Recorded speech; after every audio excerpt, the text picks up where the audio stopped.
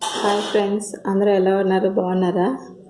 చూసారా ఎంత బాగుందో చూడడానికి, పింక్ కలర్లో చాలా బాగుంది కదా. ఎలా కావాలంటే అలా ఫోల్డ్ చేసుకోవచ్చు. ఇది చిన్నపిల్లలైనా పెద్దవాళ్ళైనా ఎవరైనా ఇలా ఆడుకోవడానికి భలే ఇష్టపడతారు కదా, సరదాగా.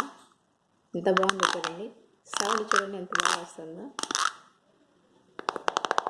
చూసారా, ఎలా కావాలంటే అలా ఫోల్డ్ చేయొచ్చు. బాగుంది కదా, చూడండి.